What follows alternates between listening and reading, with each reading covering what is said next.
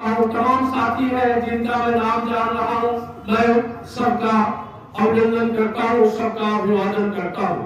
साथियों, अपने पूर्व में जिन लोगों ने जो भी बातें कही है उनसे संपृक्त करते हुए मैं जो कुछ बातें, समय कम है, मैं कुछ बातें ही आपके सामने रख रहा हूं। बाबा साहब ने संविधान बनाया। देखिए, पहले तो एक बात ये समझ लीजिए कि लड़ाई सामाजिक, आर्थिक और राजनीतिक ही नहीं है। लड़ाई एक बहुत बड़ी चल रही है, वैचारिक लड़ाई। बाबा साहब ने जब संविधान बनाया और सभी लोगों को, दलितों, शोषितों, वंचितों, सभी को वोट का अधिकार दिया। 18 साल की उम्र किया, वोट का अधिकार दिया। सोचा क्या था?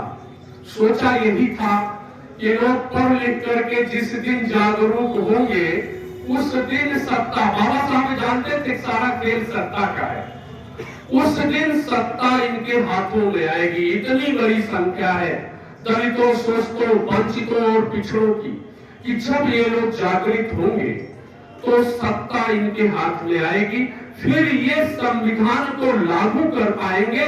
संविधान में सारे उपबंध हैं, सारी व्यवस्थाएं हैं, इस संविधान को लागू कर पाएंगे। माननीय कांशीराम साहब ने उस दिशा में काफी प्रयास किया और कश्मीर से कन्याकुमारी तक साइकिल यात्रा करके लोगों को जागरूक करने का काम, शिक्षित बनो, आगे बढ़ो, संगठित रहो, बार बार कांशीराम साहब करते हैं। जब उनको लगा कि केवल इसी से काम नहीं चलेगा, काम किससे चलेगा? एक राजनीतिक पार्टी बनाने से काम चलेगा।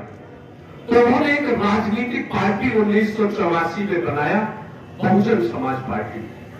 और बहुत कम समय में, रिकॉर्ड है, बहुत कम समय में आप लोगों के बल पर, संगठन के बल पर, मानव साहब के विचारों के बल पर बहुत कुमारी मायावती जी को 4 बार जो है प्रदेश का मुख्यमंत्री बनाया गया।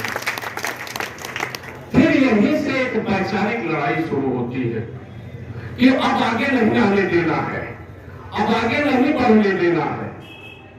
जो कुछ लोगों की, खास करके जो आज सत्ता में है, ऐसे लोगों ने ये कहा कि नहीं, ये अपने दिमाग में बैठा है कि नहीं, अब इन लोगों को चाहे जैसे इन लोगों को नहीं आने देना है और इन लोगों को रोकना है और हमको सत्ता में बने रहना है।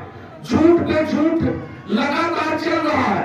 ये आप शिक्षित नहीं होंगे, पढ़ेंगे लिखेंगे तो उनकी बात ये नहीं समझ पाएंगे कि वो किस तरह से आपको जो है इमोशनल ब्लैकमेल कर रहे हैं, भावनात्मक ब्लैकमेल कर रहे हैं, ये आप नहीं समझ पाएंगे। आज जो स्थिति है कि लश्कर भी तुम्हारा, सरदार भी तुम्हारा, झूठ को सच लिख दो, अखबार भी तुम्हारा,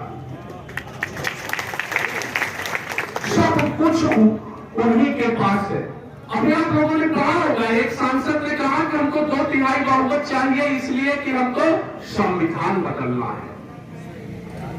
2/3 बहुमत चाहिए, क्यों चाहिए? संविधान बदलना है। कि किस लिए बदलना है?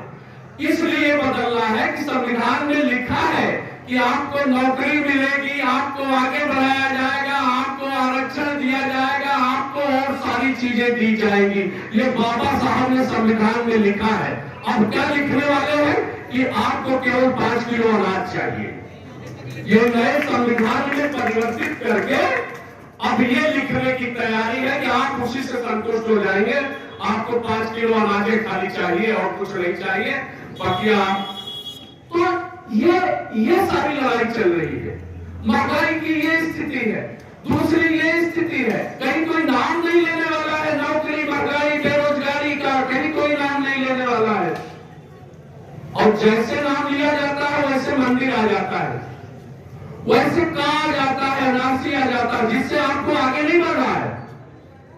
ये देश, ये वसुधैव कुटुंबकम वाला देश है। लोग सनातन की चर्चा करते हैं, सनातन में ये है, वसुधैव कुटुंबकम वाला देश है कि सारी पृथ्वी हमारा परिवार है। यहाँ जो भी जिस धर्म वर्ग के लोग हैं सब हमारे भाई हैं। हमारा देश धर्मनिरपेक्ष देश है, संविधान में लिखा हुआ है, और उसी को खत्म करना चाहते हैं। क्यों? क्योंकि धर्म के आधार पर लोगों को इकट्ठा करना ज्यादा आसान है। उनको शिक्षा नहीं चाहिए, उनको नौकरी नहीं चाहिए, उनको और सारी बातें नहीं चाहिए, उनको केवल बस धर्म के आधार पर बस केवल धर्म का, भगवान का नाम लेते रहो, इकट्ठा करते रहो, घंटा बजाते रहो। तो ये लड़ाई है, ऐसी लड़ाई है, इतनी आसान नहीं है। आज क्या जरूरत है? आज ये हमारी आपकी जरूरत नहीं है, पूरे देश की जरूरत है कि बहन कुमारी मायावती जी देश की प्रधानमंत्री बने। ये पूरे देश की जरूरत है। संविधान पुकार रहा है बहन जी को कि आप आइए, नहीं तो हमारी हत्या करने वाले हैं लोग। ये जरूरत है, लेकिन ये ऐसे नहीं होता है। ये हम लोगों को, आप लोगों को, सबको अपनी अपनी पूरी ताकत लगानी होगी। मोस्ट बैकवर्ड सबको इकट्ठा करना होगा। ये लड़ाई ऐसे नहीं होगी। कुछ गणित भी काम करता है, कुछ ऐसा चुनावी अंक गणित भी पूरे देश का हो। बहुत सी पार्टियां कह रही है कि बहन जी को प्रधानमंत्री बनना है, बनाना है, क्या करना है उनको। अगर आज सबके मुंह से यही एक बात आ रही है, अगर काश बहन जी अगर प्रधानमंत्री की दावेदार बहन जी का नाम घोषित हो जाए तो बीजेपी आज से ही खत्म हो जाए। ऐसी भी चर्चा चलती। तो ये सारी बातें हैं। ये लोग झूठ बोलते हैं, सरकार में बैठे लोग झूठ बोलते हैं और झूठे आंकड़े पेश करते हैं। आज तक जो इकोनॉमिक सर्वे होता था, जो पुस्तकें आती थी कि देश की क्या आर्थिक स्थिति है, वो पुस्तकें तो बंद हो गई है। कोई आंकड़ा नहीं जो कह दिए झूठ सही, हम आपको कह दिए। अब इतने लोगों के बीच में कह दिए सुरेश भाई के हम आपको 1 लाख रुपया दिए, सब लोग जान गए कि सुरेश भाई को 1 लाख रुपया दिए। हम दे ना दे, कौन देख रहा है? एक बार हो गया, हल्ला हो गया कि दिए दिए दिए, बस इसके बाद देने की कोई जरूरत नहीं है। लोग जान जाए तो प्रचार पर केंद्रित है। ये वैचारिक लड़ाई आज आपको लड़नी है। ये सबसे बड़ी जिम्मेवारी है जो उनकी फाइलों में गांव का मौसम उड़ाती है। मगर ये आंकड़े झूठे हैं, ये दावा किताबी है।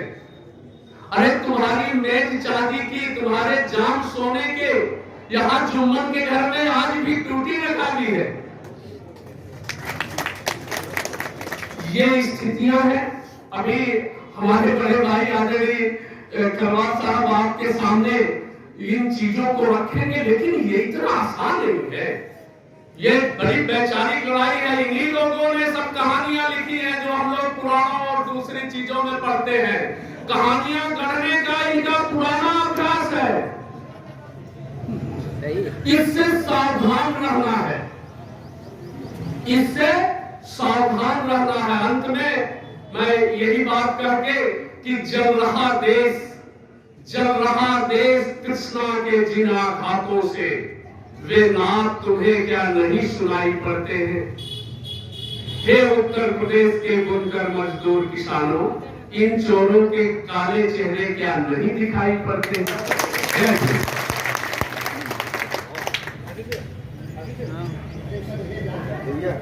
बहुत बहुत धन्यवाद।